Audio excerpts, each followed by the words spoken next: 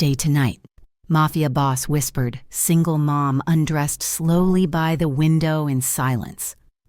The radiator in the corner of the studio apartment rattled and hissed like a dying animal, fighting a losing battle against the November chill seeping through the cracked window pane. Emily pulled the thin, scratchy wool blanket higher up around her daughter's shoulders. Lena was 6 years old, small for her age, and sleeping with the heavy, exhausted silence of a child who had learned early on that making noise attracted the wrong kind of attention. Emily sat on the edge of the sagging mattress, counting the crumpled bills in her hand for the third time that night. $84. That was it. That was everything standing between them and the street. It had to last 10 more days until her first full paycheck from the cleaning agency cleared. She looked around the room. The peeling beige paint, the water stain on the ceiling that looked like a bruised eye, and the single deadbolt on the door that she checked 5 times every night. It was ugly, it was cold, and it smelled faintly of boiled cabbage and stale cigarette smoke from the hallway, but it was safe. He did not know where they were. Emily tucked the money into an old coffee tin and shoved it to the back of the highest cabinet. She had run from a 3-story suburban home, from a closet full of designer clothes, and from a man who claimed he loved her right before he threw her into walls. This rundown box in the city was not a step down. It was a fortress. The alarm on her cheap digital watch beeped. 4 a.m. Time to get up. The agency, Elite Domestic Solutions, catered to a clientele that Emily was never supposed to look in the eye. They cleaned the penthouses of finance moguls, the sprawling estates of tech CEOs, and the hidden city lofts of people who did not have job titles but had more money than God. Her supervisor, a sharp-featured woman named Mrs. Gable, handed Emily a key card with a grim expression. "You are on the rotation for the Blackwood Tower today," Mrs. Gable said, not looking up from her clipboard. "Penthouse A. The owner is particular. He does not like noise. He does not like clutter. And he absolutely does not like chatter. If you see him, you lower your head and keep working. Do not speak unless spoken to. Is that clear?" "Crystal," Emily said. She took the bus downtown, watching the city wake up through the grimy window. The Blackwood Tower pierced the sky, a needle of glass and steel that looked down on the rest of the city with arrogance. The elevator ride to the penthouse took long enough for her ears to pop twice. When the doors slid open, she stepped directly into a foyer that was larger than her entire apartment. The floors were polished marble, cold and sleek. The walls were floor-to-ceiling glass, offering a panoramic view of the gray, churning city below. It was beautiful, but it felt sterile. It felt like a museum where nothing was allowed to be touched. Emily set her supplies down and got to work. She moved with the efficiency of a woman who could not afford to lose this job. She scrubbed, she dusted, she polished. The silence in the apartment was heavy, almost suffocating.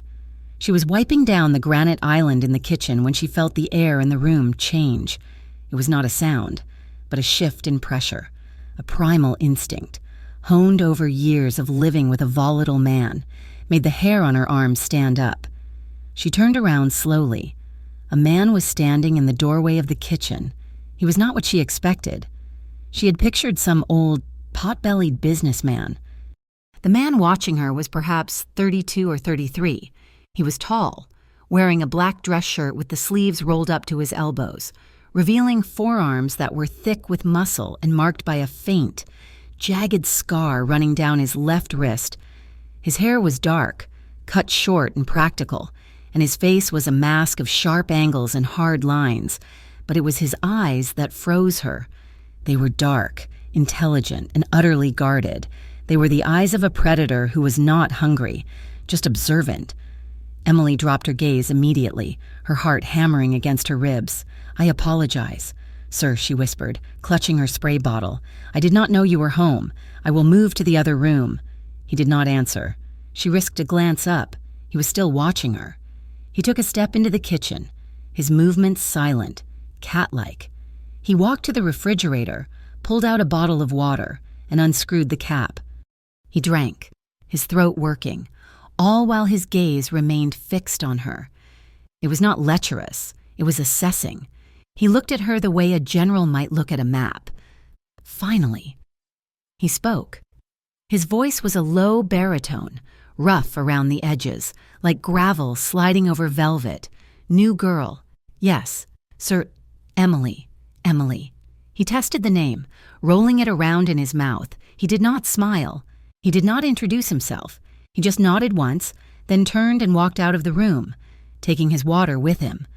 Emily let out a breath she did not know she had been holding. Her hands were shaking.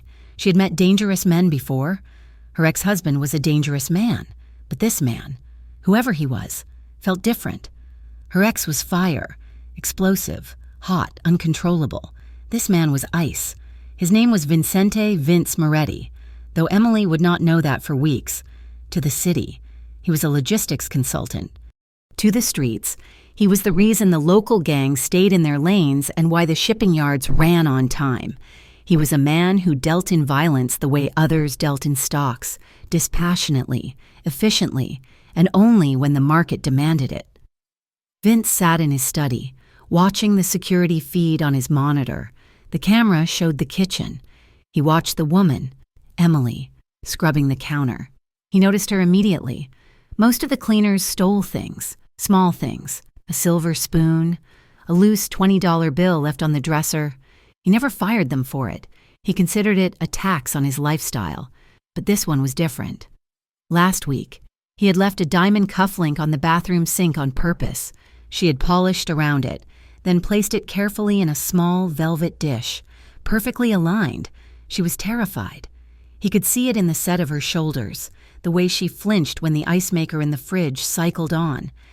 She had the look of a kicked dog that was trying very hard to be invisible. Vince did not like broken things. They were liabilities. But as he watched her work, scrubbing with a desperation that spoke of survival, he felt a strange, unfamiliar tug in his chest. 2 weeks later, the accident happened. Emily was rushing. She needed to finish the kitchen before picking up Lena from school. She grabbed a heavy crystal tumbler from the drying rack, her soapy hands slipping on the smooth glass. Gravity took over. The glass plummeted. Without thinking, she lunged for it, a gasp tearing from her throat. A hand shot out past her, catching the tumbler inches from the floor. Emily froze. She'd not heard him enter the room. Vince was crouched beside her, the glass held firmly in his large hand. He was so close she could smell him. Sandalwood, expensive tobacco, and the cold scent of winter air. He stood up slowly, towering over her. "Careful," he murmured. He held the glass out to her. Emily reached for it, her hand trembling. As she took the crystal, her fingers brushed against his. A jolt went through her, sharp and electric. It was not just static, it was a connection, sudden and undeniable. Vince's hand went still. His eyes locked onto hers, and for a second the cold mask slipped. There was heat there. A deep, terrifying heat. She snatched her hand back, clutching the glass against her chest. "I'm so sorry," she stammered, stepping back. "I was clumsy. I will be more careful." Vince looked at his own hand, then back at her face. He studied the frantic pulse beating in her neck. "You are shaking," he said. "I am fine. You are afraid." Emily swallowed hard. "I just need to keep this job, sir." Vince stared at her for a long moment. The air between them felt thick, charged with something unspoken. "You are not going to lose the job." "Emily," he said quietly. He turned and walked away, leaving her standing in the kitchen, her heart racing so fast she thought she might faint. That evening, the wind was howling through the alleyways near her apartment building. Emily trudged up the 3 flights of stairs, her legs aching. When she reached her door, she stopped. There was a box sitting on the welcome mat. Panic flared in her chest. Her ex? Had he found them? She approached cautiously. It was a plain cardboard box, no return address. She nudged it with her foot. It was heavy. She knelt and opened the flaps. Groceries. Not just any groceries. Fresh fruit, boxes of pasta, a carton of organic milk, a bag of high-quality coffee. And right on top, A box of chocolate-covered pretzels, the kind Lena had stared at in the store window yesterday, but Emily could not afford. There was no note. Emily looked down the empty hallway. It was silent. She dragged the box inside and locked the door, her mind racing. It had to be Vince.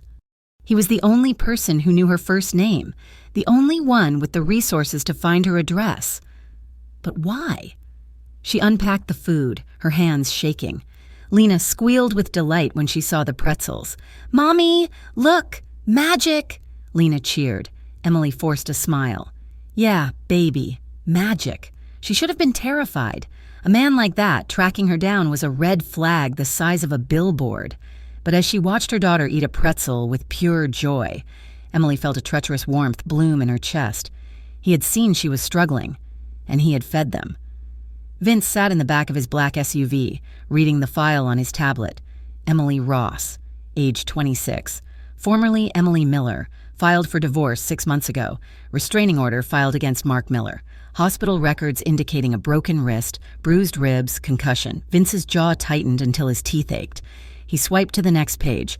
Current financial status, destitute, no savings, single custodial parent. He looked out the window at the passing city lights. He was a man who ordered hits. He was a man who dismantled organizations. He did not play savior to stray birds with broken wings. It was weak. It was messy. And yet, the image of her flinching in his kitchen would not leave his mind. "Keep an eye on the X," Vince said to the driver, his voice devoid of emotion. The driver, a massive man named Dominic, glanced in the rearview mirror. "The husband? If he comes within 10 miles of the city, I want to know. Understood, boss." Vince turned off the tablet. He did not know why he was doing this. He told himself it was just ensuring his employee could work efficiently. Distracted workers made mistakes. That was all. The dynamic changed. Vince started coming home early on Tuesdays and Thursdays, the days Emily cleaned. He never spoke much. He would sit in the living room with a stack of documents, a glass of whiskey on the table, while she dusted the bookshelves. He was a brooding presence, heavy and dark, but he was not aggressive. He was simply there. Emily found herself hyper-aware of him. She knew the rhythm of his breathing. She knew he rubbed his left shoulder when it rained, likely an old injury. She knew he took his coffee black and bitter. And he watched her, not with lecherous intent, but with a steady, unblinking intensity that made her skin prickle. One particularly brutal Tuesday, everything crashed down. Lena had been sick all night with a fever. The pharmacy had refused to fill the prescription because Emily's insurance card had been declined. Her ex had called her old cell number and left a voicemail full of rage, which she had listened to 3 times. Paralyzed by fear, she was cleaning Vince's master bathroom, scrubbing the marble tub. The smell of the lavender cleaner suddenly made her nauseous. The weight of the world, the exhaustion, the constant, gnawing fear, it all became too much. Emily sat back on her heels, dropped the sponge, and buried her face in her hands. She did not wail. She had learned to cry silently years ago. Her shoulders shook violently, her breath hitching in ragged gasps that she tried desperately to stifle. Tears leaked through her fingers, hot and fast. She felt small. She felt completely alone. Outside the bathroom door, Vince stood frozen. He had been walking down the hall to change his shirt.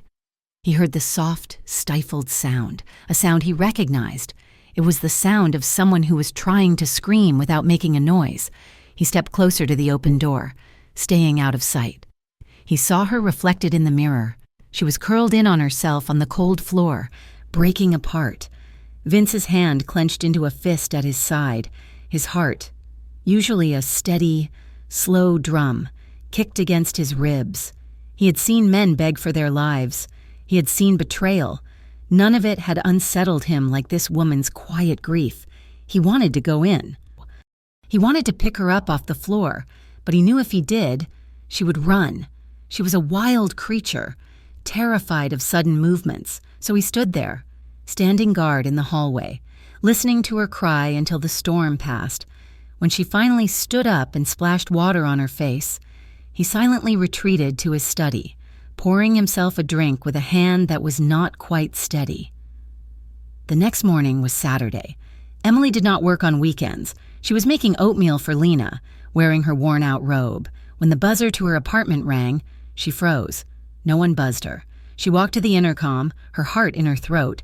"Hello?" "Delivery." A voice crackled. Emily frowned. She hadn't ordered anything. She buzzed them in, but kept the chain on the door. When she opened it a crack, she did not see a delivery boy. Vince was standing in her hallway. He looked out of place against the peeling wallpaper and the flickering fluorescent lights. He was wearing a long wool coat, dark trousers, and leather gloves. He looked expensive. He looked dangerous. Emily fumbled with the chain, her fingers clumsy, and pulled the door open. "Mr. Moretti?" she whispered. What are you doing here?" Vince did not answer immediately. He looked past her, into the tiny apartment. His eyes landed on Lena, who was sitting on the floor playing with a doll that was missing an arm.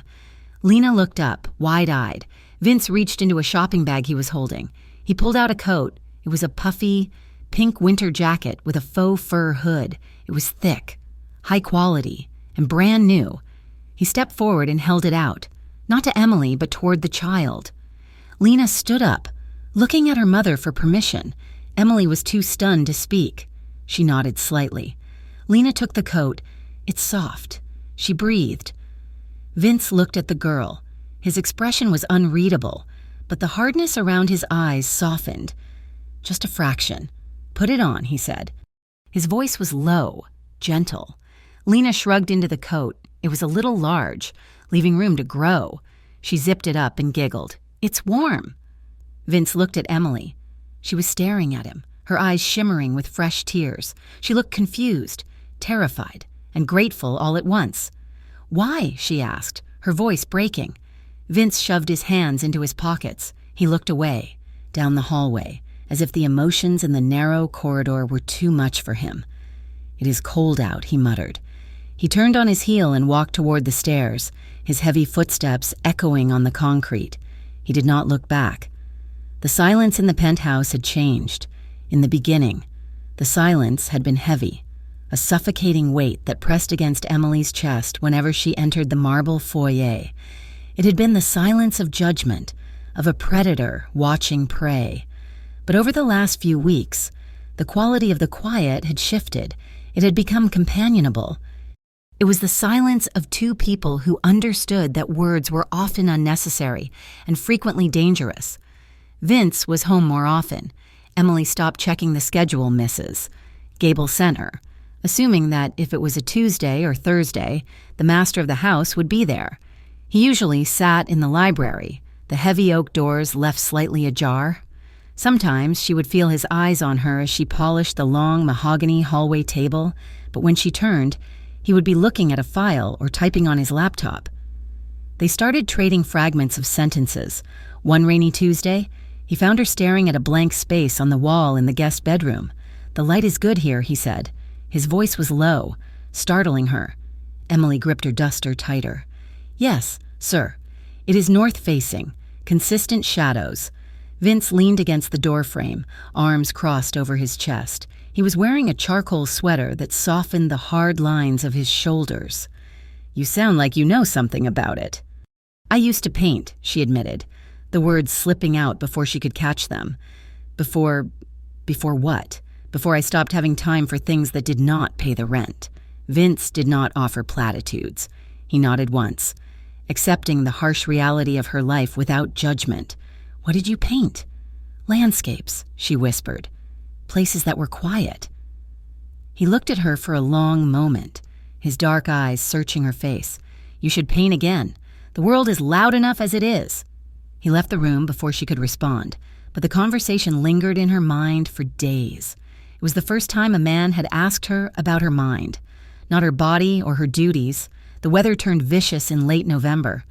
A freezing rain lashed against the city, turning the streets into rivers of gray sludge.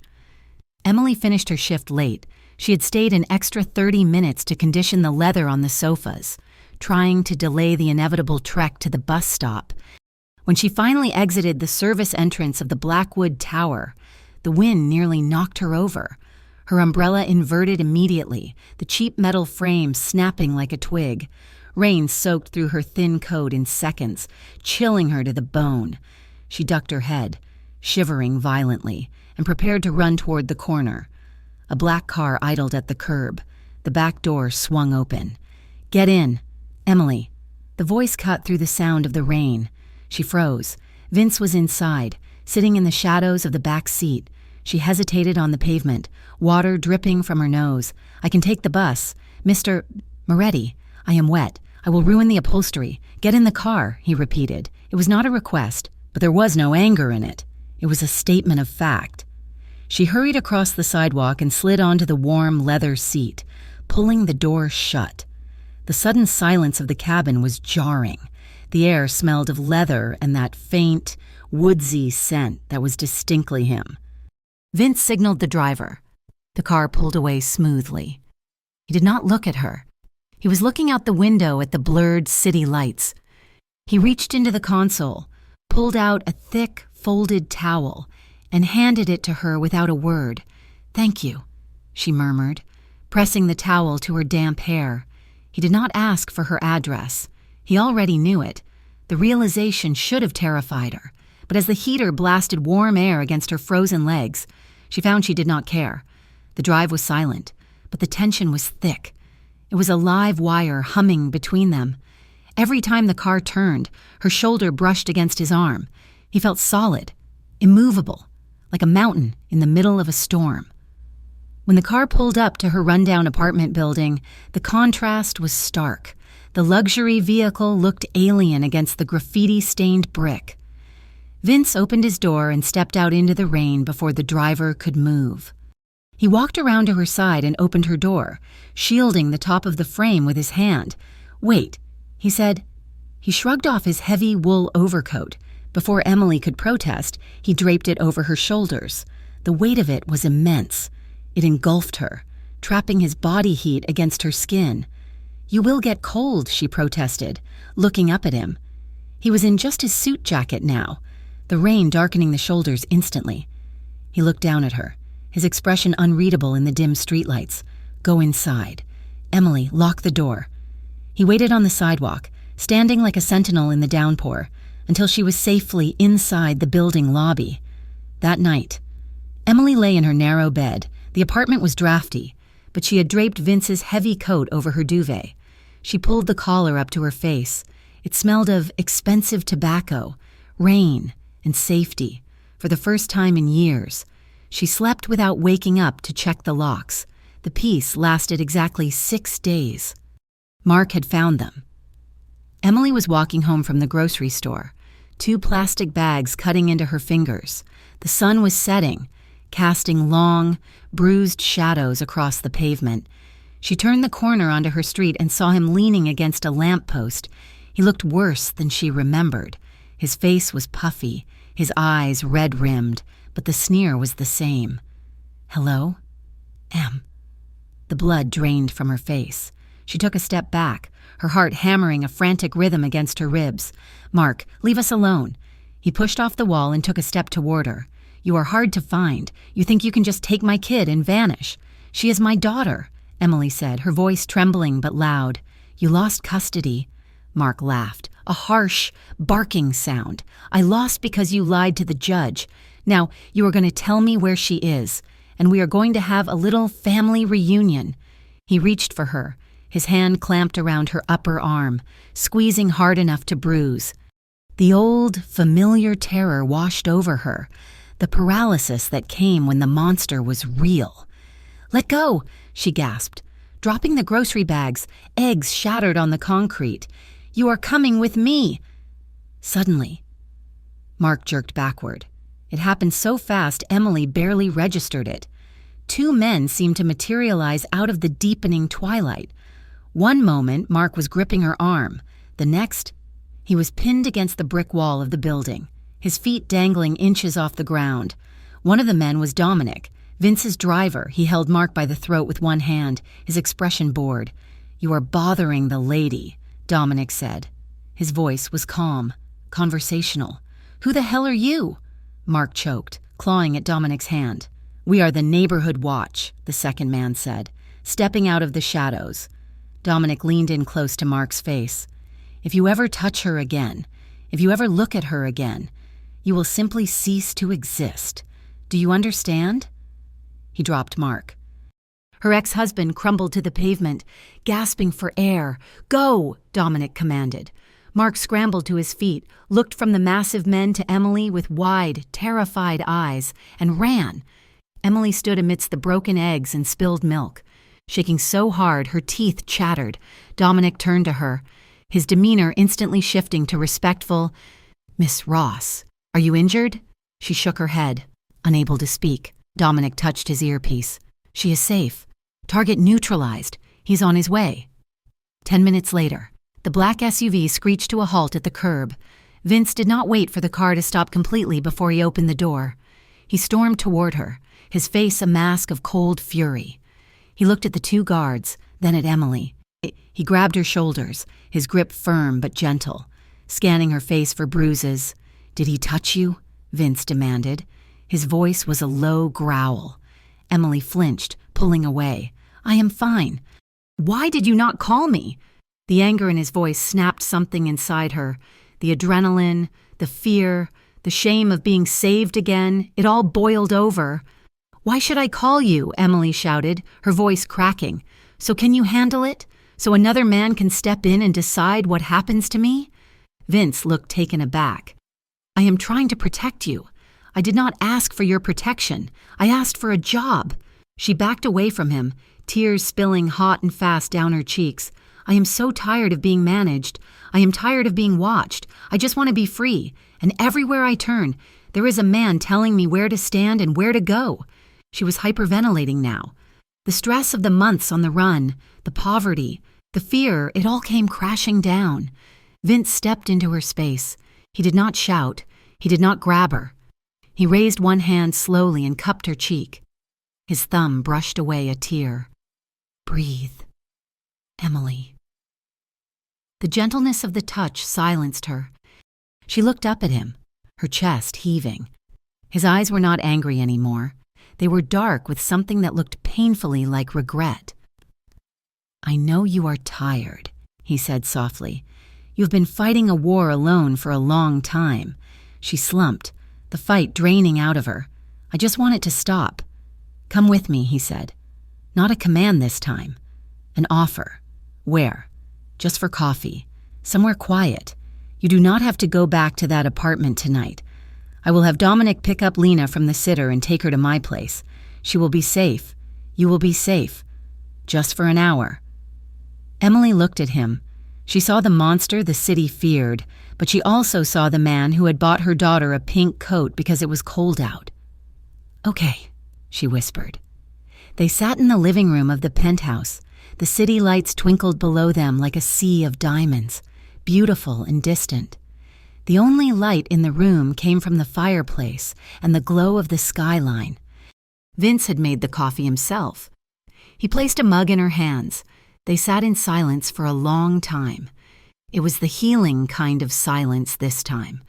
"Why do you care?" Emily asked finally, staring into the black liquid. "I am just the cleaning lady."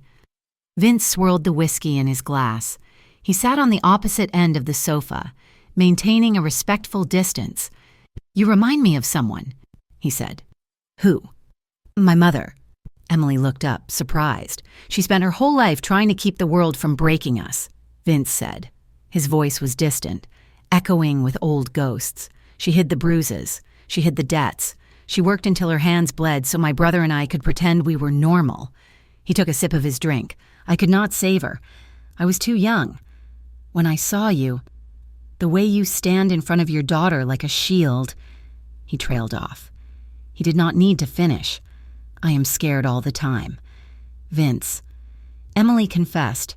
Her voice was small in the large room. "I feel like I am walking on a tightrope and the wind is picking up." "I know," he said. "You have money. You have power. What are you afraid of?" He turned to look at her. The firelight cast deep shadows across his face, highlighting the scar on his jaw. "I am afraid of the silence," he admitted. I am afraid that one day I will walk into this house and realize that I have built a castle for a ghost. I am afraid that I am incapable of anything other than violence. It was a confession he had never made to anyone. Emily felt the weight of it. She set her coffee down and shifted slightly closer to him. "You are not just violence," she said. "You are the man who bought a coat. You are the man who listened outside a bathroom door because he did not want to intrude on my grief." Vince looked at her, his gaze dropping to her lips, then back up to her eyes. The air in the room shifted. The conversation about the past faded, replaced by the sudden, overwhelming reality of the present. He reached out and tucked a stray lock of hair behind her ear. His fingers lingered on her jawline. His skin was rough, warm, and electric against hers. "Are you cold?" he asked. Emily shook her head. "No, I am warm now. She should leave." Lena was in the guest room down the hall, asleep. The threat was gone. The coffee was finished, but she did not want to leave. Vince's hand slid down to her neck, his thumb resting against the frantic pulse there. He was giving her an out. He was waiting for her to pull away. "Stay," he murmured. The word hung in the air. It was heavy with implication. It was not a command to wait out a storm. It was a plea. "Stay tonight," he whispered, his voice rougher now. Emily's breath hitched. She looked at this dangerous, broken man, and she realized that she did not want to be safe anymore. She wanted to be seen. She stood up slowly. Vince's hand fell away, and for a second he looked bereft. She walked toward the floor-to-ceiling window. The city sprawled out before her, millions of lives continuing in the dark. She saw her reflection in the glass, a woman in a cheap sweater and jeans, tired, worn down, but alive. She reached for the hem of her sweater. Behind her, she heard Vince inhale sharply. She pulled the sweater over her head and let it drop to the floor. She did not turn around. She unbuttoned her jeans, the sound of the denim sliding down her legs loud in the quiet room. She stepped out of them. She stood there in her simple cotton underwear, her back to him, her skin pale against the dark backdrop of the night sky. She was trembling, not from cold, but from a terrifying, exhilarating vulnerability. She was baring herself, her scars, her stretch marks, her softness, to a man who was made of hard edges. She heard the leather of the sofa creak as he stood. His footsteps were silent on the plush rug. She watched his reflection in the glass as he approached. He moved slowly, giving her every second to tell him to stop. He stopped inches behind her. She could feel the heat radiating from his body. He reached out and placed his hands on her bare shoulders. His touch was reverent. His large hands spanned her skin, warm and grounding. He leaned down, his breath ghosting over the curve of her neck. "Emily." He groaned, his voice sounding like it was being torn from him. She closed her eyes and leaned back against him. She turned in his arms. Vince looked down at her. His guarded eyes were wide open now, raw with hunger and a desperate kind of awe. He looked at her as if she were something holy that he was afraid to break. He lowered his head slowly. When their lips met, it was not an explosion. It was a collision of two desperate souls finally finding an anchor. His mouth was hot and firm, tasting of whiskey and longing. Emily wrapped her arms around his neck, pulling him closer, burying her hands in his hair. He groaned into her mouth, his arms wrapping around her waist, pulling her flush against him. The kiss deepened, becoming urgent, a silent conversation of need that had been building for weeks, in the safety of the high tower, with the world locked out below. Emily finally let go. The walk from the living room window to the bedroom was a journey measured in heartbeats, not footsteps. The penthouse was silent, save for the hum of the city far below, a world that felt like it belonged to a different lifetime. Vince did not carry her. He did not sweep her off her feet in some grand cinematic gesture.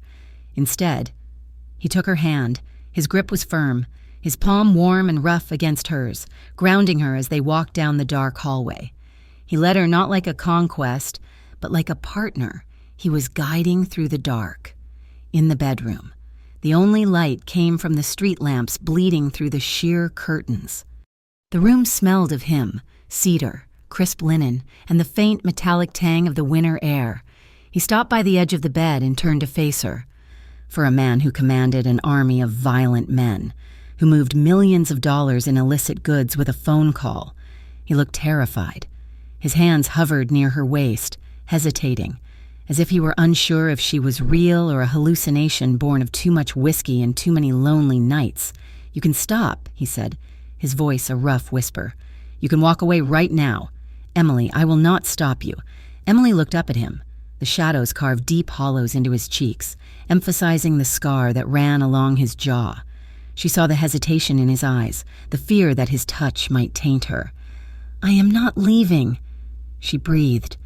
She reached up and unbuttoned his shirt. Her fingers trembled, but she did not stop. That night was not a storm. It was a slow, rising tide. Vince treated her body not as something to be used, but as something sacred, something fragile that had been entrusted to his care. He explored her with a reverence that made her chest ache. He traced the faint silver stretch marks on her stomach with his thumbs, worshipping the evidence of the life she had carried. He kissed the scars on her soul that she thought were too ugly to show. It was slow. It was agonizingly tender. Every touch was a question, and every sigh from her lips was an answer. When they finally came together, skin against skin, breath mingling in the darkness, it felt less like pleasure and more like a homecoming. The morning sun was cruel. It sliced through the gap in the curtains, hitting Emily squarely in the face. She woke with a start, her heart pounding. For a second, she did not know where she was. Then she felt the heavy arm draped over her waist, the solid heat of a body pressed against her back. Memory crashed into her. The whiskey, the window. The way she had opened herself up to a man who killed people for a living. Panic, cold and sharp, flooded her veins. What had she done? She was a mother. She was on the run. She could not afford this complication. She could not afford to fall for a man who had a target on his back. Dependency was a trap. She knew that. She had spent 6 years learning that lesson in blood and bruises. Emily slid out from under Vince's arm, moving as quietly as a ghost. She gathered her clothes from the floor, her hands shaking so badly she could barely fasten her bra. Vince shifted on the bed. He did not open his eyes immediately, but she knew he was awake. The relaxation left his body instantly, replaced by the coil of a predator sensing a shift in the atmosphere. He sat up as she was pulling her sweater over her head, the sheet pooled at his waist. He looked at her, his hair messy, his eyes dark with sleep and confusion. "Emily? I have to go," she said. Her voice sounded brittle, foreign to her own ears. Vince blinked. "The sleep clearing. Stay for breakfast. I will have the driver take you." "No," she interrupted, backing toward the door. This was a mistake. "I should not have stayed. I have to get back to Lena." Vince went still. It was a terrifying kind of stillness. The tenderness from the night before vanished, locked away behind the iron walls he had built around himself. He did not argue. He did not try to coax her back to bed. He simply watched her, his face settling into a mask of shattered resignation. He looked like a man who had expected the ceiling to collapse on him eventually. "Go, then," he said. His voice was devoid of emotion. Emily turned and fled. She did not look back. If she had, she would have seen the most powerful man in the city bury his face in his hands, the morning light casting a long, lonely shadow across the empty side of the bed. The week that followed was a gray blur. Emily went through the motions. She woke up. She made oatmeal. She walked Lena to school. She went to work. She scrubbed floors and polished silver in houses that were not the Blackwood Tower. Mrs. Gable had quietly reassigned her, likely on orders she did not understand. Every time her phone buzzed, Emily's heart jumped, but it was never him. Vince kept his word. He gave her space. He did not call. He did not show up at her door with coats or groceries, but he was there. She felt it. When she walked home from the bus stop at night, the streetlights seemed brighter. The group of rowdy teenagers that usually hung out on the corner near the bodega had vanished. A gray sedan was parked across the street from her apartment building every single night. Different cars, different men inside, but the presence was constant. She was being watched. It should have frightened her. Instead, in the deep, honest quiet of the night, it made her want to weep. He was guarding her from the shadows, even after she had run from him. On Thursday, the routine broke. Emily was 10 minutes late picking Lena up from school. The bus had broken down, and she had run the last 4 blocks, her chest burning. When she arrived at the chain-link fence of the schoolyard, the playground was mostly empty. Panic, bright and acidic, clawed at her throat. "Lena!" she shouted. Scanning the yard, she saw the teacher, Mrs. Henderson, gathering papers by the door, but she did not see her daughter. Then, she saw the car. A sleek black sedan was parked in the loading zone. The back door was open. Emily's world tilted on its axis. She sprinted toward the car, a scream building in her lungs. Before she could reach it, a large figure stepped out from the driver's side. It was Dominic. He held up a hand. Calm and steady. "Easy. Miss Ross, she's here." Emily skidded to a halt, breathless. "What?" Dominic stepped aside. In the back seat, the door wide open, sat Lena. She was happily swinging her legs, eating a chocolate bar, and watching a cartoon on a tablet that was propped up on the leather seat. "Mommy," Lena chirped, waving a chocolate-smeared hand. "Dominic has a TV in his car." Emily sagged against the doorframe, her knees turning to water. She looked at Dominic. She wandered toward the street. Dominic said quietly, his voice low so Lena would not hear. "2 men were watching her from a van down the block. I did not like the look of them. I invited her to wait in the AC until you arrived. The van left as soon as I stepped out." Emily looked at the massive man, then back at her daughter. Safe and oblivious in the luxury car. "He sent you," she whispered. Dominic adjusted his tie. "Mr. Moretti gave strict orders. You and the girl are not to be touched, ever." Emily felt a crack form in the wall she had built around her heart. It was a fissure that ran deep, shattering her resolve. "Take us to him," she said. She did not go to the penthouse. Dominic drove them to a nondescript office building in the warehouse district. It was the headquarters of Moretti Logistics. Dominic stayed in the waiting room with Lena, who was now engrossed in coloring on the back of a shipping manifest. Emily marched down the hallway toward the double doors at the end. She did not knock. She pushed the doors open. Vince was behind a massive mahogany desk, flanked by 2 men in suits. The room was thick with cigar smoke and tension. Whatever meeting was happening, it was serious. Vince looked up. His eyes widened slightly. He signaled to the men, "Out." The men gathered their papers and left without a word, brushing past Emily. When the door clicked shut, the silence in the room was deafening. Vince stood up slowly. He looked tired. There were dark circles under his eyes, and his shirt was unbuttoned at the collar, his tie loose. "Is she okay?" he asked immediately. Dominic said. "She is fine," Emily cut in. She stepped further into the room. Vince exhaled, running a hand through his hair. "Good. I will increase the details. 2 cars instead of 1. "Why?" Emily asked, her voice trembling. "Why what? Why are you doing this?" "I left. I told you it was a mistake. I treated you like something I had to escape from, and you are still watching us." Vince walked around the desk. He stopped a few feet from her, respecting the boundary she had set, even though every line of his body screamed that he wanted to cross it. "You think I protect you to get something in return?" he asked, his voice low and rough. "You think this is a transaction? I do not know what to think," Emily cried. "I am not used to this. Vince, I am used to men who take.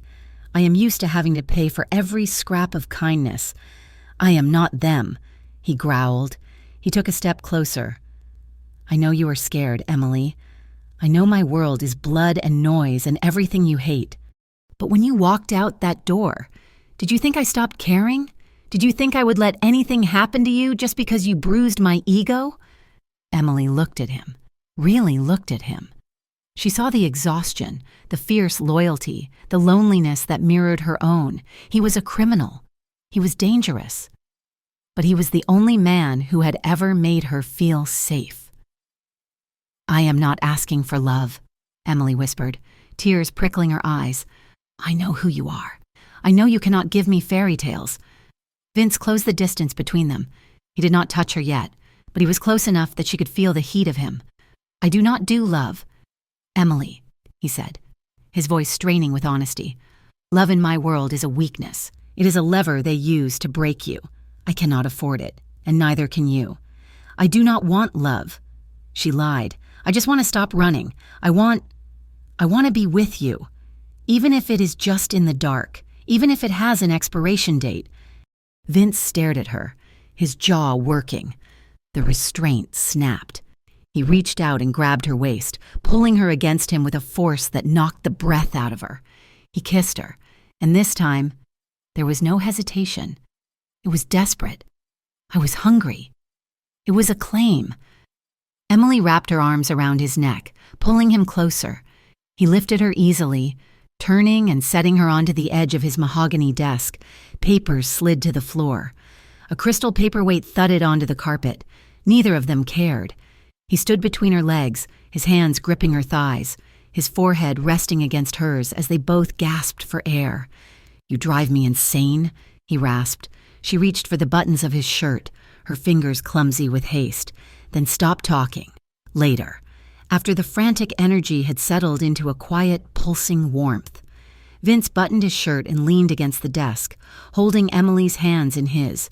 "You cannot go back to that apartment," he said. "Vince, no, listen to me.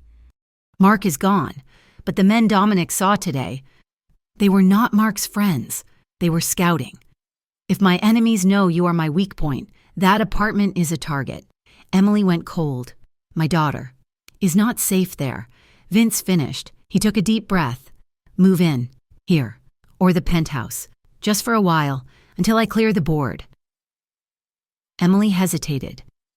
Moving in meant crossing a line she might never be able to uncross. But the image of the van near the school flashed in her mind. "Okay," she said softly, "but on one condition. Name it. Lena sees nothing, no guns, no business meetings in the living room, no mafia drama anywhere near her. To her, you are just a friend, a logistics consultant." Vince nodded solemnity. "Done." The penthouse changed with a child inside it. It was subtle at first. A pair of small, bright pink sneakers by the marble entryway, a box of cereal on the granite counter that looked out of place next to the espresso machine. Emily watched Vince closely, waiting for him to crack, waiting for the noise and the mess of a 6-year-old to drive him away. Instead, she saw something that made her heart ache in a new, dangerous way. One evening, she came into the living room to find Lena lying on her stomach on the rug, coloring in a sketchbook. Vince was sitting in his armchair nearby. He was not reading. He was not on his phone. He was leaning forward, elbows on his knees, just watching her. His expression was one of profound confusion and fascination. He looked at the child as if she were a rare, alien creature that had crash-landed in his living room. "That is a lot of purple," Vince observed, his voice grave. Lena didn't look up. "It is a purple dragon. Mr. Vince, purple is the strongest color, I see," Vince said seriously. "I will remember that." Emily leaned against the doorframe, a lump in her throat. Later that night, after Lena was asleep, Emily found Vince in the kitchen. He was standing by the stove, shirtless, wearing gray sweatpants. He was stirring a pot of tomato sauce. The sight of him, the scars on his back, the play of muscle as he moved, the domesticity of the wooden spoon in his hand, hit her hard. "Smells good," she said, walking up behind him. "My grandmother's recipe," he muttered. "It needs more basil."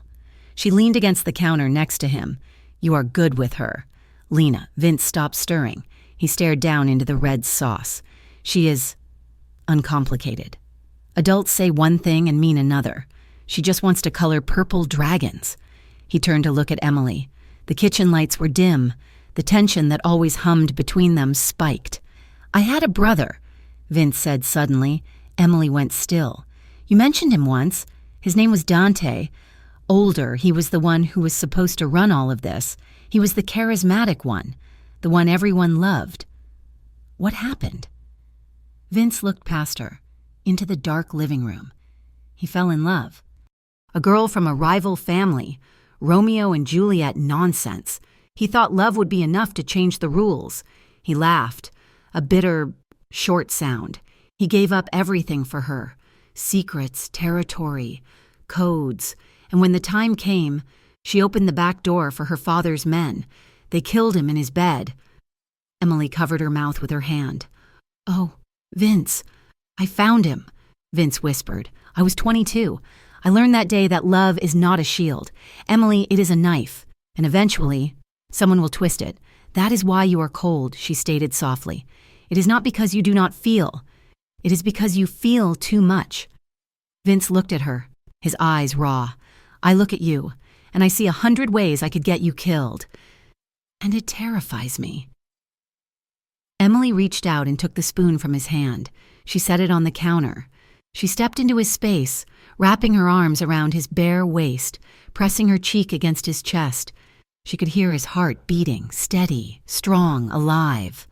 "We are here now," she whispered. "The knife is not here tonight." Vince wrapped his arms around her, burying his face in her hair. He held her tight enough to bruise, as if he could physically keep the world at bay. Hours later, the apartment was asleep. Emily stood in the master bathroom, brushing her teeth. She was wearing one of Vince's t-shirts, which hung to her knees. She looked in the mirror and saw him appear in the doorway. He moved silently, like smoke. He stepped up behind her. He did not speak.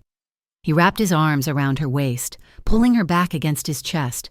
He rested his chin on her shoulder, watching their reflection. The domesticity of it, the mint toothpaste, the warm tile floor, the late hour, was more intimate than any grand gesture. He reached out and turned on the shower. Steam began to rise, fogging up the mirror, blurring the sharp edges of the world. Vince turned her around. He lifted her onto the counter next to the sink. He took the toothbrush from her hand and set it down. "You are beautiful," he whispered. It sounded like a confession of guilt. He kissed her, deep and slow, tasting of mint and desire. He pulled her off the counter and led her into the steam, under the spray of the hot water. Clothes were discarded wet and heavy. The water slicked their skin, washing away the day, the fear, the past. Vince pressed her against the tile wall, his hands everywhere, in her wet hair, on her hips, guiding her legs around his waist. They moved together in the small, steam-filled box, whispering things they would never say in the light of day. Promises of forever that they knew they couldn't keep. Confessions of need that went deeper than bone in the shower, with the water drowning out the sound of the city. Vince Moretti did not look like a mafia boss. He looked like a man who had finally found a reason to breathe. And Emily, clinging to his slippery shoulders, realized with a terrifying clarity that she was already in love with him, and that the knife he feared was already pressed against her heart. The lake was a sheet of hammered silver under the pale winter sun. It lay 2 hours north of the city, tucked away in a valley where the air smelled of pine needles and damp earth instead of exhaust and wet concrete. Vince had driven them himself. No driver, no security detail visible in the rearview mirror, though Emily knew they were out there, ghosts in black SUVs keeping a respectful distance. For the first hour, the silence in the car had been tense. Emily sat in the passenger seat, watching the skyline fade into the rearview mirror, waiting for the other shoe to drop. She was waiting for Vince's phone to ring with a crisis, or for his eyes to flick to the side mirrors in that paranoid, hunting rhythm he usually had, but the phone remained silent. And Vince just drove. He wore jeans. It was a jarring sight. Emily had only ever seen him in tailored suits or the dark sweatpants he wore inside the penthouse, in denim and a thick-knit sweater. He looked less like a kingpin and more like a man.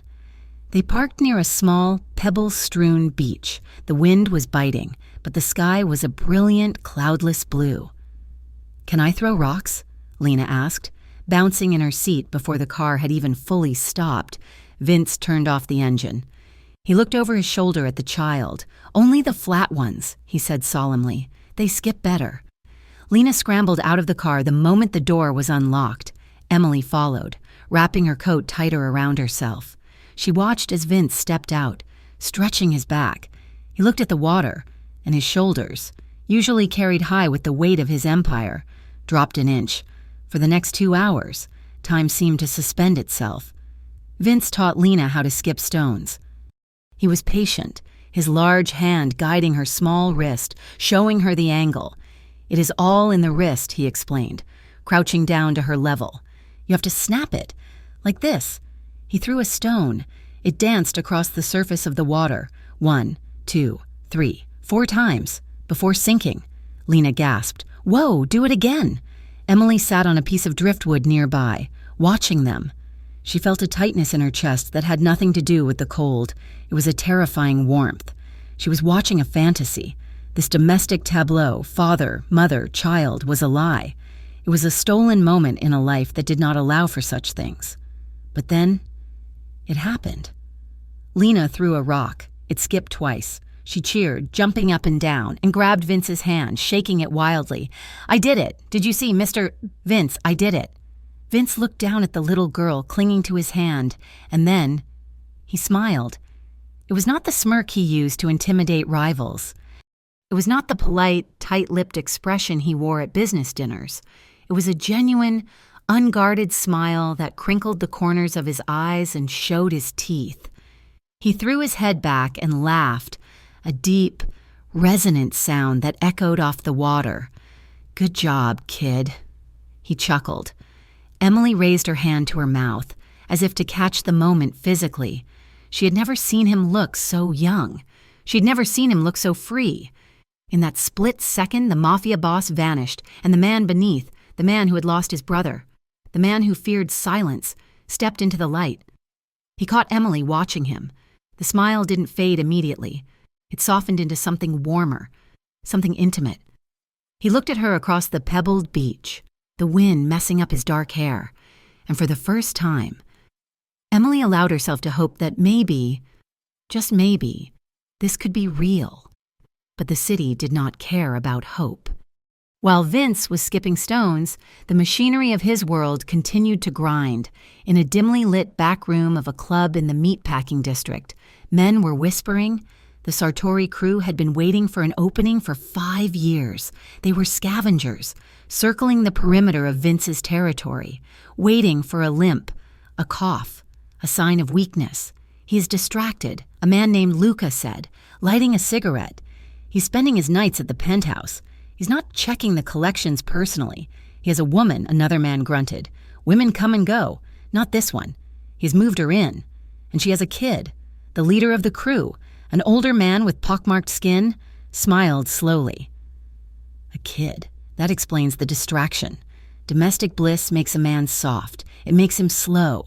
He leaned forward, the smoke from his cigarette curling around his fingers. Test the perimeter.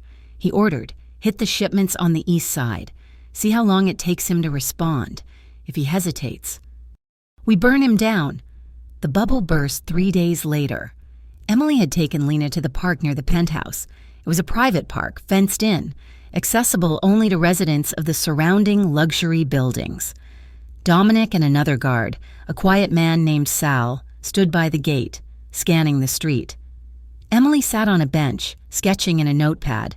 She was drawing Vince's hands. Lena was on the swings, humming to herself. Emily? A voice rasped.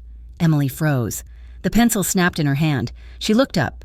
Standing on the other side of the wrought iron fence, clinging to the bars like a prisoner, was Mark. He looked terrible. His face was a map of bad decisions, a healing cut over his eyebrow, a bruise blooming on his jaw, his clothes stained and wrinkled. He looked desperate. He looked like a cornered animal. Mark, Emily breathed, standing up. She instinctively looked for Lena. Lena was still swinging, oblivious. I need money, Em, Mark hissed. His eyes darted around wildly. I owe people, bad people. You have to help me. Go away, Mark. I do not have money. You are living with him, the king of the city, Mark shouted, his voice cracking. Just ask him. 10,000. That is all I need. Or they are going to break my legs. I am not asking him for anything for you, she said, her voice shaking but firm. Leave us alone. Mark's desperation turned into rage. He reached through the bars, his hand straining toward her. You owe me. You ruined my life. I will take her, I swear to God. Emily, I will take the kid and—" Before he could finish the threat, the world moved very fast. Dominic was there. He didn't run. He simply covered the distance in 3 massive strides. He reached through the bars, grabbed Mark by the lapels of his dirty jacket, and slammed him against the iron fence. The sound of metal rattling rang out like a gunshot. Lena stopped swinging. She looked over, confused. "Mommy? It is okay, baby," Emily called out, her voice pitching high. "Just stay there." Mark struggled, kicking and flailing, but Dominic held him pinned with one hand. "Let him go." The voice was cold, ice cold. Vince stepped out of the black SUV that had just pulled up to the curb. He walked toward the fence.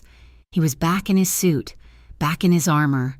His face was unreadable, stripped of all the humanity Emily had seen at the lake. Dominic released Mark. Mark slumped to the sidewalk, coughing. Vince stood over him. He looked down at the man who had terrorized Emily for years, the man who was now threatening to snatch a child for gambling money. Vince reached inside his jacket. For a terrifying second, Emily thought he was reaching for a gun. Mark whimpered, curling into a ball. Vince pulled out a sleek silver lighter. He flicked it open and shut, the metallic clink the only sound on the street. "You threatened the child," Vince said. His voice was devoid of anger. "It was just a statement of fact. I did not mean it," Mark stammered. "I just need—" Vince looked at Dominic. "Put him in the trunk. We will take a ride to the docks." "No!" The scream tore from Emily's throat. She ran to the fence, gripping the cold iron bars. "Vince, no!" Vince stopped. He looked at her through the bars. His eyes were black holes. "He threatened you. Emily, he has a disease. You cut out a disease. Look at me," she pleaded. "Lena is watching. Do not do this in front of her. Do not become the monster he thinks you are. Please." Vince looked at Emily's terrified face. He looked past her to the swing set, where Lena was sitting still, her small hands gripping the chains, watching with wide, fearful eyes. Vince's jaw tightened, a muscle feathered in his cheek. He looked back down at Mark, who was trembling on the concrete. Vince crouched down. "If I ever see you again," he whispered, loud enough for only Mark to hear, "I will not kill you. I will peel you apart, piece by piece, and I will keep you alive while I do it. Disappear." He stood up and kicked Mark in the ribs, one sharp, brutal blow that cracked bone. Mark cried out and curled tighter. "Get him out of here," Vince ordered Dominic. He turned and walked to the gate, punching in the code. He walked straight to Emily, ignoring her trembling hands, and wrapped an arm around her shoulders, shielding her from the sight of her ex-husband dragging himself away. The penthouse became a fortress. The next day, 3 men arrived to install new cameras in the hallway, on the balcony, even in the kitchen. A private tutor, a stern woman named Mrs. Albright was hired for Lena so she would not have to leave the building for school. Vince was in overdrive. He was moving pieces on a chessboard Emily could not see.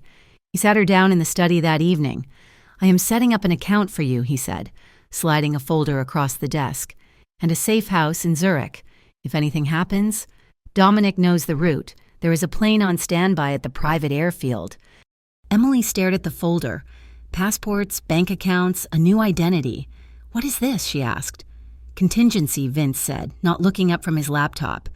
"I do not want to go to Zurich, Vince. You might not have a choice." Mark was desperate, but he was sloppy. "The people he owes. They are low level, but they talk. If word gets out that you are my weakness, bigger sharks will come. My weakness." The words hung in the air. "Is that what I am?" Emily asked quietly. "A liability?" Vince stopped typing. He looked at her. "You know that is not what I mean. Do I?"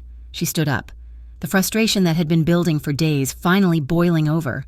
"You are locking me in. Vince, you hired a tutor without asking me. You put cameras in my kitchen. You are planning my escape route to a country I have never been to. I am keeping you alive," Vince snapped, standing up to match her. "You are controlling me," she shouted. The silence that followed was sudden and sharp. Emily took a breath, her hands shaking. "I left Mark because I could not breathe. He made every decision. He told me where to go, who to see, what to wear. And now I'm in a gilded cage. But it is still a cage. You are doing the same thing, Vince. You are just doing it with kindness." Vince flinched. It was a small movement, but it was there. The comparison to her abuser hit him like a physical blow. He looked at her, his eyes hurt and furious. "I am not him," he said, his voice dangerously low. "I would die for you. He would have killed you. There is a difference. But I still do not have a choice," Emily cried. "I want to be a partner, not a package you are trying to ship to Switzerland." Vince stared at her for a long moment. Then he slammed his hand down on the desk. A glass of water toppled over, soaking the papers. "Fine," he growled. "Make your own choices." He stormed out of the room. The front door slammed shut seconds later, shaking the walls. Emily stayed in the study for a long time, cleaning up the water. That night, the penthouse was quiet. Lena was asleep. Vince had not returned. Emily set up her easel in the living room, facing the window. She needed to paint. She needed to turn the chaos in her head into something tangible. She painted the lake. She painted the gray water, the skipping stone, and the silhouette of a man laughing. But she painted the sky dark, bruising purple and black, looming over the peaceful scene. It was past 2 a.m. when she heard the elevator ding. She did not turn around. She kept painting, mixing a dark blue on her palette. Vince walked into the room. He smelled of cold air and whiskey, though he did not seem drunk. He stopped a few feet behind her. She felt his presence. It was magnetic. Even when she was angry with him, her body hummed when he was near. He stood there for a long time, just watching her brush move across the canvas.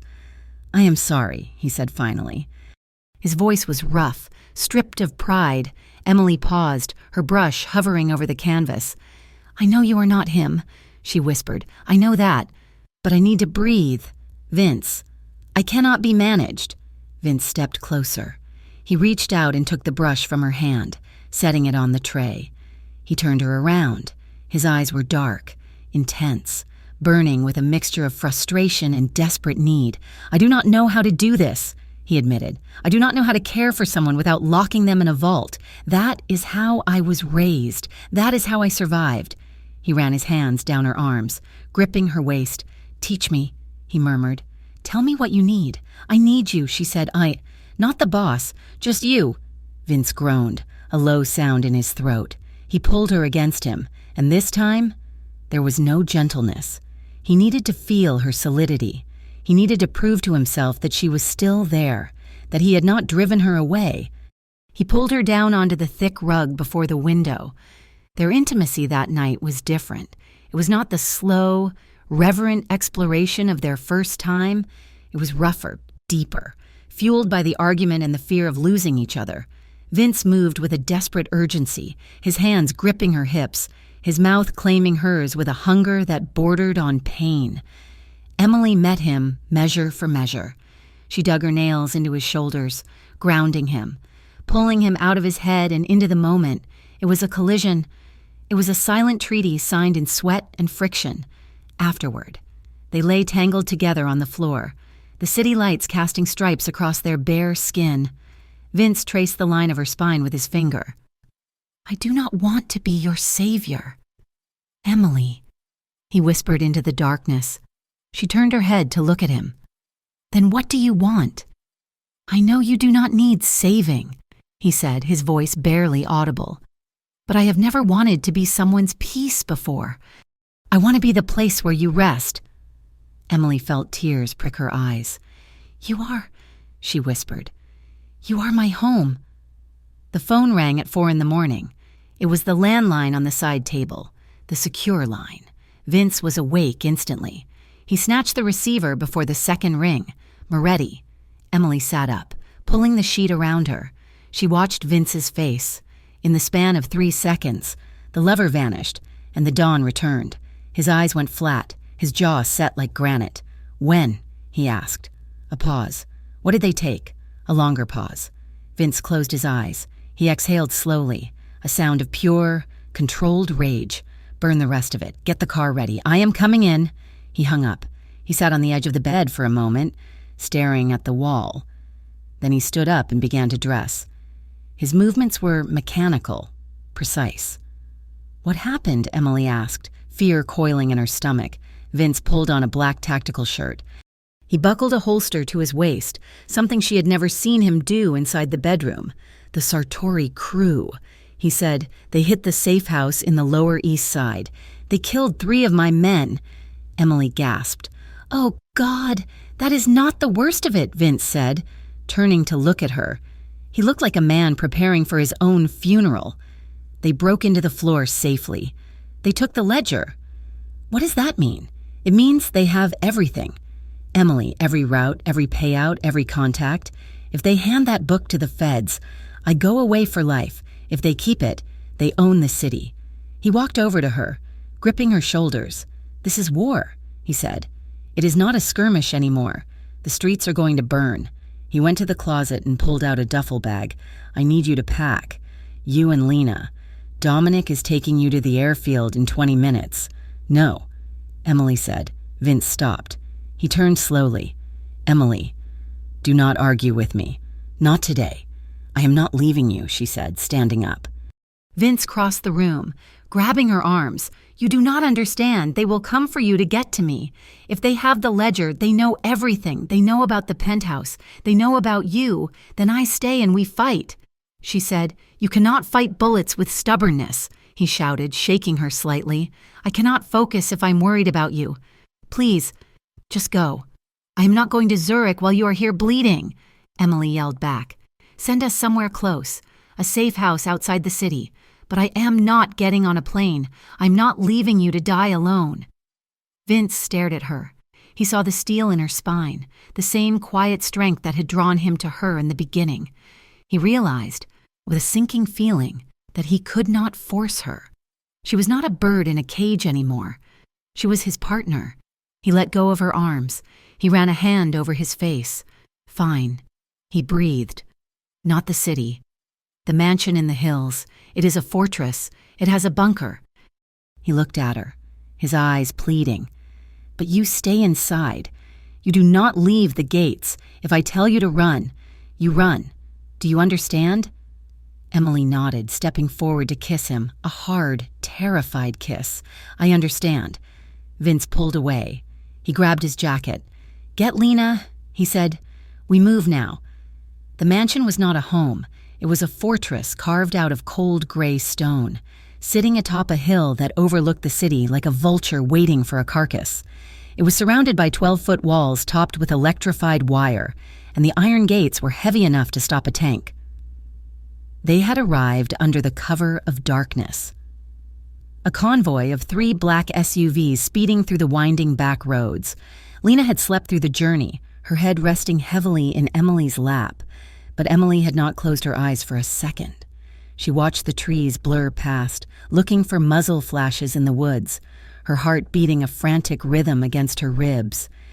When they stepped inside, the air in the house was stale and chilly. The furniture was covered in white dust sheets that looked like ghosts in the dim light. Vince did not give her a tour. He did not ask if she liked the room. He barked orders at Dominic and the other men, his voice sharp, clipped, and terrifyingly efficient. Secure the perimeter. I want eyes on the access road. 2 men on the roof. Activate the motion sensors in the woods. He turned to Emily. His eyes were hard, devoid of the warmth she had seen at the lake. Upstairs, second door on the right. Stay there. He did not kiss her. He did not touch her. He turned on his heel and marched into the library, slamming the heavy oak doors behind him. For the next 3 days, Emily lived with a stranger. The man who had skipped stones and made tomato sauce was gone. In his place was the dawn. Vince moved through the house like a storm cloud. He spent his hours in the library, which had been converted into a war room. Maps were spread across the tables, phones rang incessantly, men with grim faces and bulging suit jackets came and went at all hours. Emily tried to keep Lena occupied in the upstairs solarium, the only room that felt remotely bright. She read stories, played card games, and painted purple dragons, but the tension in the house was a physical weight. It seeped through the floorboards. She saw Vince only in passing. He looked exhausted, his skin pale, his eyes rimmed with red. He drank coffee black and ate standing up. One afternoon, Emily went downstairs to the kitchen to get water. The door to the library was open. She heard Vince's voice. It was not loud, but it carried a lethal chill that froze her in the hallway. "I do not care if he has a family. Carlo." He talked. He gave them the safe house location. You find him, and you make an example of him. Leave him where they can see. There was a pause. Yes. Burn the house down afterwards. Emily backed away, her hand over her mouth. She retreated up the stairs, her legs trembling. She knew who Vince was. She knew what he did. But hearing the calculated order to destroy a life, shattered the illusion of the gentle protector she had fallen in love with. He was a monster. He was a necessary monster, perhaps, but a monster nonetheless. And yet, she did not leave. She could not. Not just because of the guards at the gate, but because every time she looked at his hardened face, she saw the terrified boy who had lost his brother. She saw the man who was destroying his own soul to keep the wolves away from her door. It was raining on the fourth night, a heavy, torrential downpour that battered the slate roof and turned the world outside into a blurred gray smear.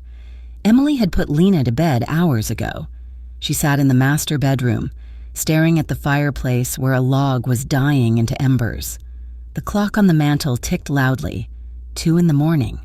She heard the front door open downstairs. It was not the confident slam of a man returning home. It was a heavy thud, followed by the sound of something dragging. Emily stood up, her heart leaping into her throat. She rushed to the bedroom door and opened it. Vince was at the top of the stairs. He was swaying. His left hand was gripping the banister so hard his knuckles were white. His right arm hung uselessly at his side. He was covered in blood. It soaked his white shirt, turning it a dark, sickly crimson. It smeared across his cheekbone. It dripped from his fingertips onto the pristine runner carpet. "Vince," she gasped. She ran to him. He looked up, his eyes unfocused and glassy with pain. "Don't," he rasped, trying to step back. You shouldn't see." "Be quiet," she ordered, panic giving way to a fierce, adrenaline-fueled focus. She ducked under his good arm, taking his weight. He was heavy, solid muscle and dead weight, but she managed to guide him down the hall and into the master bathroom. She kicked the door shut and eased him down onto the closed lid of the toilet. Vince groaned, his head lolling back against the marble wall. Emily moved fast. She turned on the tap, wetting a plush white towel with warm water. She grabbed the medical kit from under the sink. Vince had shown her where it was on the first day. A grim practicality she had hated then but prayed for now. She knelt between his legs. "Let me see." She reached for the buttons of his shirt. Her hands were shaking, slippery with his blood. "It's not all mine," Vince mumbled, his eyes closing. Emily peeled the sodden fabric away from his skin. He hissed in pain. There was a deep gash across his right shoulder, jagged and ugly. Another cut ran along his ribs. His chest was a map of purple bruising. She cleaned him. She worked in silence. The only sound, the running water and Vince's ragged breathing. The water in the basin turned pink, then red. She washed the blood from his neck, from his chest, from the scarred skin of his arms. She stitched the wound on his shoulder. Her hands, which were usually steady with a paintbrush, trembled as she pushed the needle through his skin. Vince did not cry out. He just gripped her thigh with his left hand, squeezing until she knew it would leave a bruise. When she was finished, she bandaged him. He sat there, bare-chested, broken, and beautiful in a terrifying way. Emily rinsed the towel one last time and wiped a smear of blood from his cheek. She lingered there, her hand cupping his jaw. He opened his eyes. They were clear now, dark pools of sorrow. "Why are you doing this?" he whispered. "You should be running. You should look at me and run." "Emily, I cannot run anymore," she said softly. She looked at the blood on her own hands. It was his blood.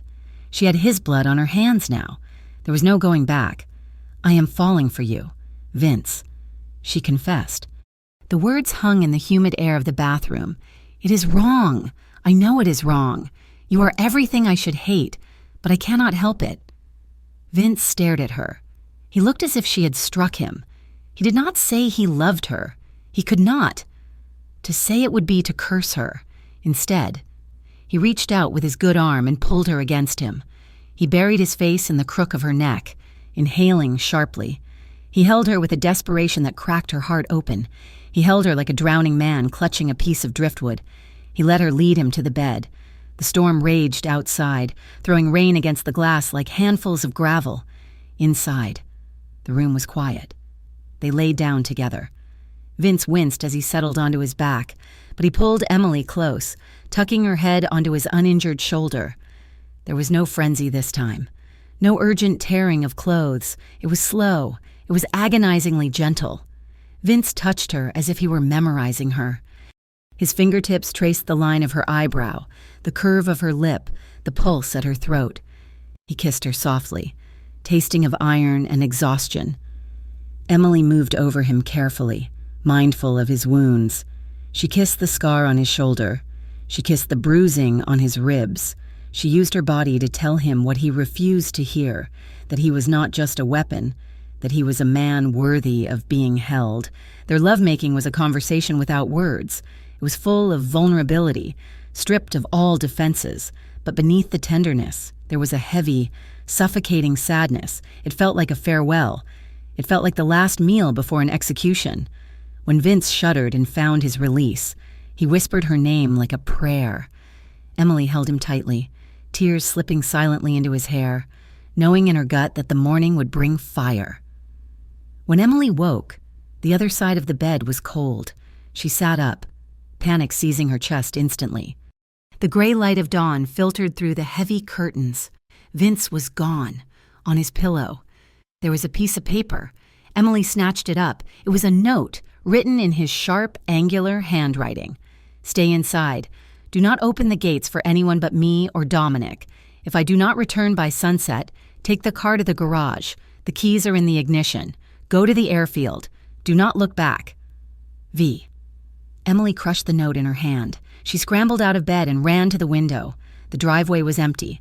The massive iron gates were closed. She ran downstairs. The house felt empty, hollowed out. The guards were still there. She saw 2 men patrolling the garden with rifles. But the frantic energy of the war room was gone. The library was empty. The maps cleared away. He had gone to end it. The day passed in excruciating slow motion. Emily kept Lena in the basement game room, far away from the windows. She told her they were playing a camping game. She built a fort out of cushions and blankets. Around noon, the phone in the kitchen rang. Emily sprinted to answer it. "Hello? Emily, it was Dominic." His voice was strained, breathless. Sounds of chaos echoed in the background, shouting, engines revving. "Dominic, where is he? We have a problem." Dominic said, "It was Carlo. Carlo, the advisor." He turned. "He sold us out to the Sartori crew. It was an ambush. We're pinned down at the warehouse district. Is Vince okay?" She screamed into the phone. The line crackled. "I got separated from him. He went after Carlo. Listen to me. Emily, you need to—" The line went dead. Emily stared at the receiver, the dial tone buzzing in her ear like an angry insect. 2 hours later, the war came to the hills. It started with a sound like a thunderclap, but sharper. The front gate exploded. Emily was in the kitchen. The floor shook beneath her feet. The crystal glasses in the cabinets rattled and shattered. She dropped the rag she was holding and ran for the basement stairs. "Lena!" she screamed. She burst into the game room. Lena was standing in the middle of the cushion fort, clutching her purple dragon drawing, her eyes wide with terror. "Mommy, was that thunder? Come here." Emily grabbed her daughter's hand and dragged her toward the wine cellar at the back of the basement. Vince had shown her the mechanism on the first night, just in case. He had said— She pushed aside a heavy oak wine rack. Behind it was a steel panel set into the stone wall. Emily punched in the code. Lena's birthday. The panel hissed and popped open. Inside was a small, concrete room. It had a cot, a crate of water, and a ventilation system. It was a tomb designed for the living. "Get in," Emily ordered, shoving Lena gently inside. "Mommy, I'm scared," Lena cried, clinging to Emily's leg.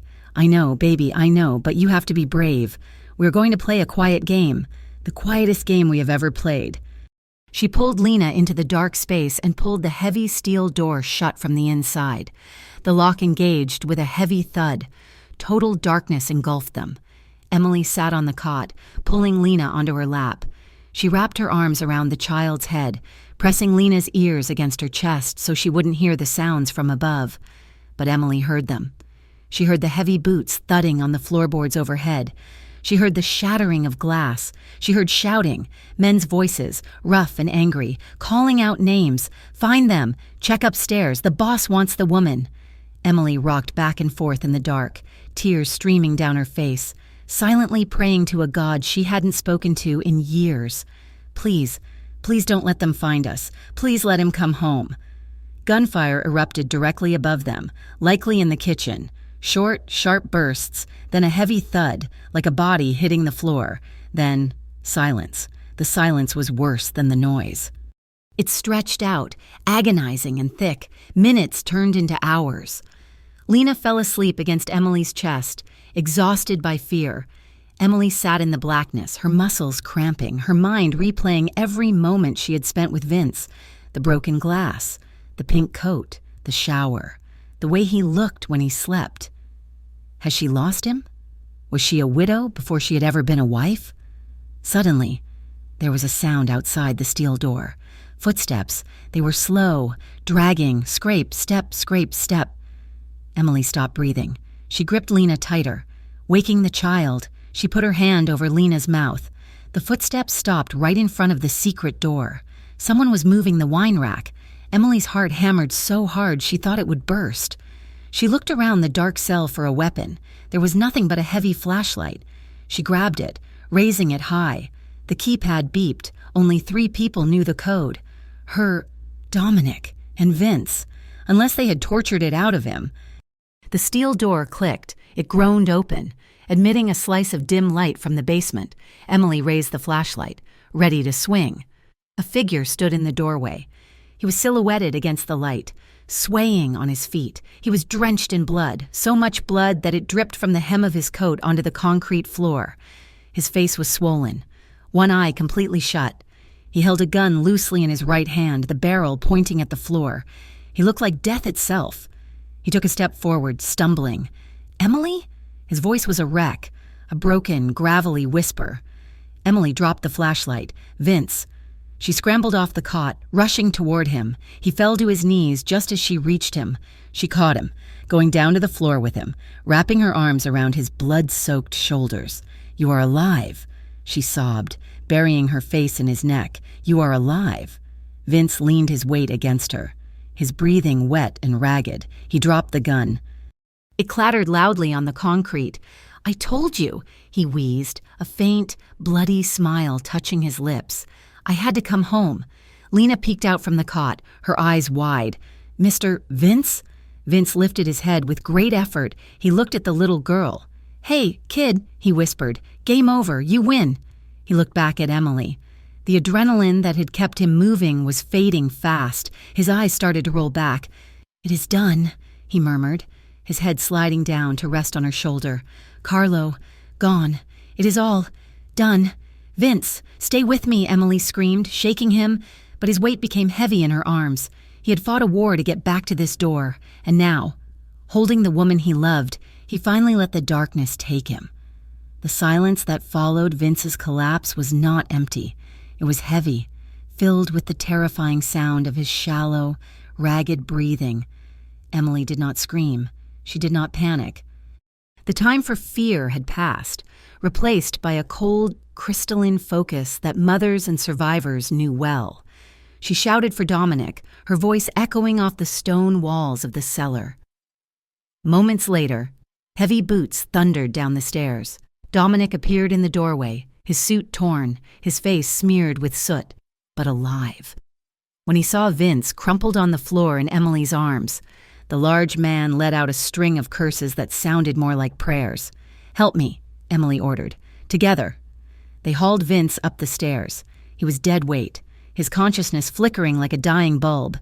They laid him on the large oak dining table in the main hall because the stairs to the bedroom were too steep to navigate with his limp body.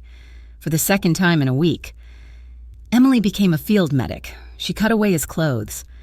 The wounds were fresh, a graze on his thigh, a deep laceration across his chest that had reopened the old stitches, and a nasty contusion on his temple where he had likely been struck with a rifle butt. He had lost a lot of blood. Lena stood by the edge of the table. Usually, Emily would have sent her away. She would have shielded her daughter's eyes from the violence of this world. But tonight, the world had broken down. There was no hiding from it. Lena did not cry. She watched with wide, solemn eyes as Emily pressed towels against the bleeding. "Is he going to die?" Lena asked. Her voice was small but steady. "No," Emily said fiercely, tying a tourniquet tight around Vince's arm. "He's not allowed to die. Lena, hand me the clean water." Without hesitation, the 6-year-old grabbed the pitcher and held it out. Her hands were steady. Holding his hand, Emily commanded gently, "Tell him you are here. He needs to hear you." Lena reached out and wrapped her small fingers around Vince's blood-stained hand. It swallowed hers completely. "Mr. Vince," she whispered, "it is me. We are playing the quiet game. Remember? You have to wake up now." Vince groaned. His head rolled to the side. His eyes fluttered open, unfocused and hazy. He blinked, trying to clear the fog. His gaze drifted down to the small hand holding his, then up to Lena's face. "Hey, Dragon Tamer," he rasped, his voice barely audible. He looked at Emily, who was working frantically over his chest. He saw the fierce determination in her jaw, the blood on her hands, the way she commanded the room. "I am okay," he breathed, trying to sit up. "Stay down," Emily and Dominic barked in unison. Vince fell back, a weak smile touching his lips. He closed his eyes, his fingers tightening slightly around Lena's hand. He did not let go. And for the first time, Emily saw it. Not a mafia boss and a bystander, but a father and a daughter, forged in the fire of a night that should have killed them all. The days that followed were a blur of quiet efficiency. The war was over. The attack on the mansion had been the Sartori crew's final, desperate gamble, and they had lost. Dominic's reinforcements had arrived minutes after Vince had entered the cellar, sweeping the property and neutralizing the threat. But the victory felt hollow. Vince recovered slowly. He spent his days in the solarium, staring out at the gray hills, his arm in a sling. He was quiet. He did not look like a conqueror. He looked like a man who had woken up from a long nightmare only to realize he was still tired. Emily sat with him one evening. The sun was setting, painting the sky in bruises of purple and orange. "What happens now?" she asked. Vince did not look at her. He watched a hawk circling a thermal draft in the distance. "I own the city," he said softly. "The Sartori crew is gone. The other families are terrified.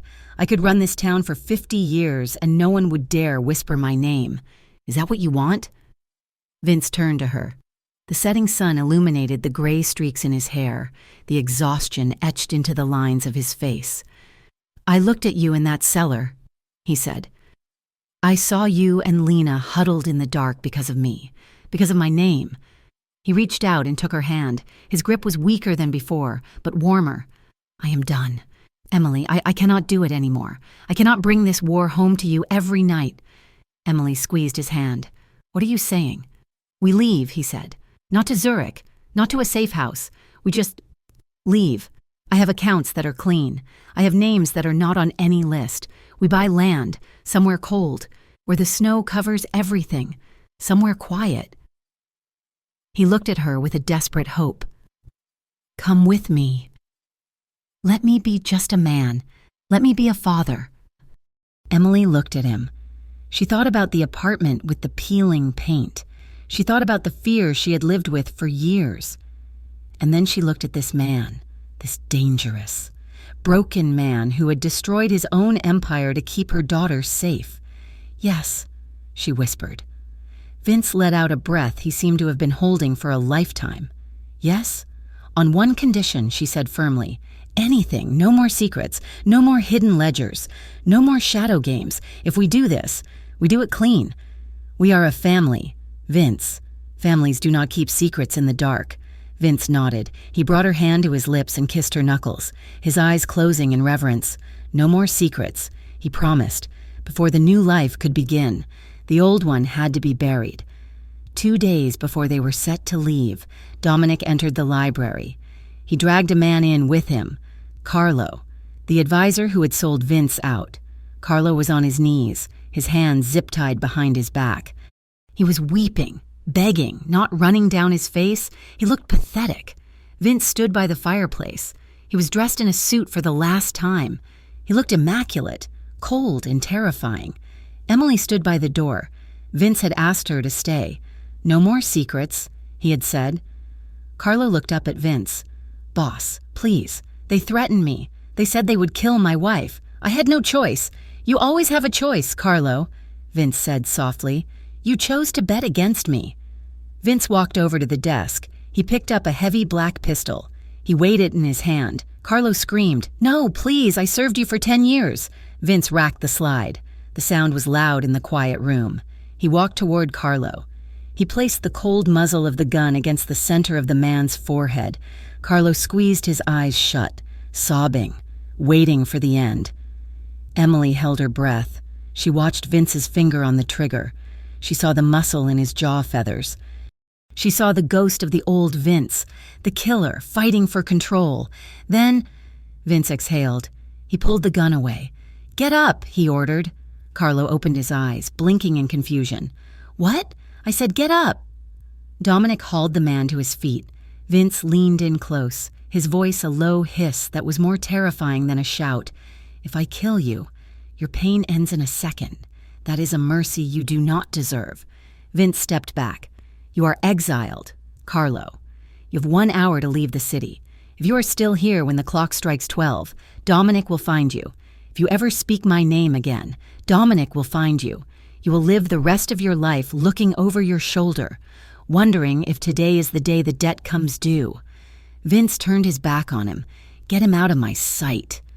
Dominic dragged the sobbing, grateful traitor out of the room. Vince stood alone by the fire. He ejected the magazine from the gun and placed it on the mantelpiece. He looked at his hands. Emily walked across the room. She wrapped her arms around his waist from behind, pressing her face against his back. "You spared him," she whispered. Vince turned in her arms. He looked down at her, his eyes clear. "I did not do it for him," he said. "I did it for you. I want to touch you tonight with hands that did not take a life today." The final night in the mansion was silent. The furniture was covered again. The boxes were packed. The car was waiting. Lena was asleep in the guest room, clutching her purple dragon drawing, in the master bedroom. The only light came from the moon spilling through the tall windows. Emily stood by the glass, looking out at the dark outline of the hills. She was wearing a silk robe. She felt Vince enter the room. He did not make a sound, but the air shifted. The static charge that always existed between them began to hum. He stopped a few feet behind her. She watched his reflection in the window. He was watching her. He looked hungry, but patient. He looked like a man who had finally found the Holy Grail and was terrified it would vanish if he blinked. Emily reached for the belt of her robe. She untied it slowly.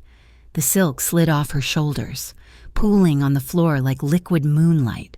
She stood naked before the window, her skin pale and luminous. She did not cover herself. She did not hide the softness of her stomach or the curve of her hips. She was offering him everything, her past, her flaws, her future. Vince stepped closer. He placed his hands on her waist. His touch was hot, searing through her skin. "Stay tonight," he whispered against her ear. It was the same phrase he had used weeks ago, but the meaning had changed. Then, it had been a plea for company. Now, it was a vow. Stay tonight, stay tomorrow, stay forever. Emily smiled at his reflection. "I am not going anywhere." He turned her around. Their lovemaking that night was different from the desperate, grief-stricken passion of the storm. It was a slow, deliberate worship. Vince lifted her onto the bed. He moved over her with a reverence that made her tremble. He kissed every inch of her eyelids, the pulse of her throat, the slope of her breast, the soft skin of her belly. He murmured promises against her skin, words that were not mafia oaths but simple, human vows. "I will keep you safe. I will make you happy. I love you." When he entered her, Their breaths synced perfectly. It was a slow, rhythmic merging of souls. There was no rush to finish, no need to chase the high. They moved together in the moonlight, anchoring each other to the earth, washing away the blood and the fear until there was nothing left but two people who had found home in the wreckage. The next morning, the sun was blindingly bright. They drove out of the iron gates for the last time. Vince was behind the wheel of a sturdy SUV, not a luxury sedan. He wore jeans and a flannel shirt. He threw his phone, the secure line, the one that connected him to the underworld, out of the window as they crossed the city limits. Emily watched it shatter on the asphalt in the side mirror. "Where are we going?" Lena asked from the back seat. "North," Vince said, catching Emily's eye. "Somewhere with a big yard." "Do they have dragons there?" Lena asked. Vince smiled, that rare, true smile. "If not, we will build some." 6 months later. The town was small, tucked away in the mountains where the air smelled of pine resin and cold. Clean water. It was a place where people did not lock their doors and neighbors brought over casseroles for no reason. Emily stood in her studio. It was a converted sunroom at the back of their farmhouse. The light was perfect here, soft and forgiving. She was painting a landscape. It was a picture of a lake, calm and silver, with 3 figures standing on the shore skipping stones. She wiped a smudge of blue paint from her cheek and stretched. Her back ached. She turned and walked into the kitchen. The smell of bacon and burnt toast filled the air. Vince was standing by the stove. He was wearing gray sweatpants that hung low on his hips and a t-shirt that had a stain on the hem. His hair was a mess, sticking up in 3 different directions. He was frowning at a frying pan with the same intensity he used to reserve for interrogation sessions. "Damn eggs," he muttered, poking at a yolk that had broken. Lena was sitting at the kitchen table, swinging her legs. She was wearing a backpack that looked too big for her. "Daddy burned the toast again," she announced cheerfully. Vince pointed the spatula at her. "I like it crispy. It builds character." Emily leaned against the doorframe, crossing her arms over her chest. Her sweater pulled tight across her stomach, revealing the unmistakable, round swell of a pregnancy that was 5 months along. She watched them, the terrifying dawn of the city, defeated by a piece of bread, the lonely child, now loud and confident. It was mundane. It was boring. It was the most beautiful thing she had ever seen. Vince felt her eyes on him. He turned around. His gaze dropped to her belly, softening instantly. He abandoned the eggs and walked over to her. He placed his large, warm hand over the curve of her stomach. "Good morning," he murmured. "Good morning." She smiled, reaching up to fix his messy hair.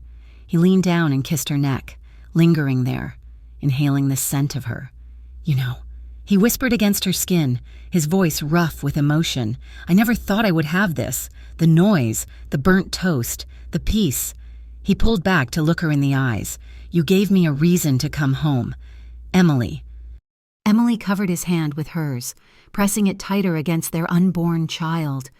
She looked around the sunlit kitchen, at the life they had built from the ashes. "You are home." "Vince," she whispered. Vince smiled. He kissed her again, deep and slow, as the smell of burning eggs filled the kitchen and Lena laughed in the background. "Thank you so much for listening to this story. I hope you enjoyed the journey of Vince and Emily as much as I enjoyed writing it. It is a tale about finding light in the darkest places and realizing that sometimes the most dangerous thing you can do is open your heart. I would love to hear from you. Where are you listening from today? Drop your country or city in the comments below and tell me, what did you think of Vince's transformation? Do you think he made the right choice letting Carlo go? Please don't forget to like and subscribe to Mafia Romance Stories for more emotional, intense, and passionate tales coming your way soon. Your support means the world to me. Until next time.